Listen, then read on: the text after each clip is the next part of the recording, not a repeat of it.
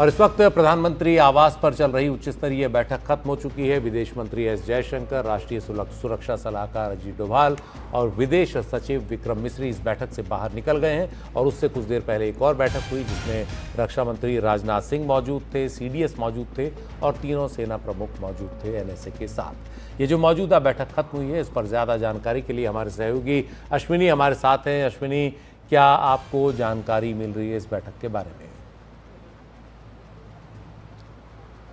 देखिए, जो पहले की बैठक हुई जिसमें एनएसए के साथ साथ जो तीनों रक्षा सचिव थे, रक्षा प्रमुख थे, इसके साथ में सीडीएस भी थे और एनआईए के आईबी के चीफ भी थे और रॉ के चीफ भी थे उस मीटिंग के तुरंत बाद ही ये मीटिंग शुरू हुई, क्योंकि अजीत डोभाल पहले से ही अंदर थे। उसके बाद जयशंकर गए। लगभग ये 30 मिनट की ये बैठक हुई जिसमें जयशंकर ने प्रधानमंत्री के साथ काफ़ी लंबा चर्चा हुआ है। दरअसल इस बैठक का मुख्य एजेंडा है कि कैसे डिप्लोमेटिकली पाकिस्तान का जवाब दिया जाए, क्योंकि हाल के दिनों में जब से पाकिस्तान एक तरीके से रिटेलिएशन कर रहा है, लगातार दूसरा दिन है जब पाकिस्तान की तरफ से भारत पे, खासकर पंजाब और जम्मू के जो क्षेत्र में वहाँ पे ड्रोन से हमले किए गए, मिसाइल अटैक किया गया है। उसके बाद से भारत अपनी जो स्थिति है वो सैन्य के जरिए डिप्लोमेटिकली भी उसको जवाब देने की कोशिश की रही। इसको लेकर ही प्रधानमंत्री के आवास पर विदेश सचिव के साथ चर्चा हुई, साथ में विदेश सचिव भी थे। उससे पहले जो बैठक हुई तो उसमें ये बात की गई थी कि किस तरीके से जो पाकिस्तान लगातार जो रात को मिसाइल अटैक कर रहा है और ड्रोन अटैक कर रहा है, उसको कैसे जवाब दिया जाए, किस तरीके से भारतीय सेना उसको जवाब दे रही है। और लेकिन जो पाकिस्तान अलग अलग तरीक़ों से भारत के खिलाफ हमले कर रहा है, उसको लेकर विश्व के स्तर पर भारत को जवाब देना है। खासकर यूएन की बात हो, चाहे विदेश के सचिवों की बात हो। हमने देखा कि जब पहले दिन भी ऑपरेशन सिंदूर किया गया तो उसके बाद से भारत सरकार ने कॉन्फिडेंस में लेते हुए जितने भी विदेशी फॉरेन डेलीगेट्स एम्बेसडर्स हैं उनके साथ बैठक की थी, जिसमें अमेरिका के साथ यूएस, कनाडा और चाइना के एम्बेसडर्स को बुलाया गया था। उनको पूरे मामले का बताया गया था कि क्या सिचुएशन है। उसके बाद से डिप्लोमेटिकली किस तरीके से भारत अपने पूरा कोशिश है कि भारत का कि जो पूरा टेंशन चल रहा है पाकिस्तान के साथ, उस पर भारत का जो स्टैंड है वो क्लियर रख सके कि जो भारत का कार्रवाई थी वो कैसे जो 26 पहलगाम जो निर्दोष भारतीय मारे गए थे उनके रिटेलिएशन में आतंकवादियों को निशाना बनाया गया था,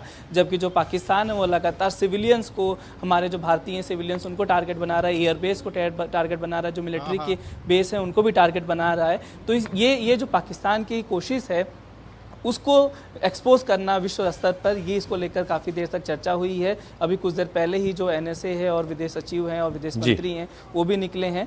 लगातार भारत की ये कोशिश है, क्योंकि आज भी हमने देखा कि सुबह भी शाम को फिर से जम्मू और श्रीनगर के इलाकों में और फिरोजपुर पंजाब के इलाकों में पाकिस्तान की तरफ से काफ़ी फायरिंग की गई थी। हालांकि भारतीय सेना ने जवाब दिया है, लेकिन किस तरीके से इसको विश्व स्तर पर जवाब देना है पाकिस्तान को, उसको लेकर गहन चर्चा की जा रही थी। जी, ये बिल्कुल, ये जो मसला है इस पर अंतर्राष्ट्रीय राजनीति जो है वो भी इससे जुड़ी हुई है। और डिप्लोमेसी जो है वो एक इस तरह का हथियार है जो बहुत शांति के साथ काम करता है किसी भी देश के लिए पूरी दुनिया में। और विदेश मंत्री एस जयशंकर और विदेश सचिव विक्रम मिस्री की प्रधानमंत्री के साथ बातचीत और हर बैठक में राष्ट्रीय सुरक्षा सलाहकार अजीत डोभाल का मौजूद होना ये बता रहा है कि भारत में पाकिस्तान से निपटने को लेकर, रक्षा से लेकर के और कूटनीति तक पूरी एक नीति है जो पूरे संयोजन के साथ, पूरे कोऑर्डिनेशन के साथ चल रही है।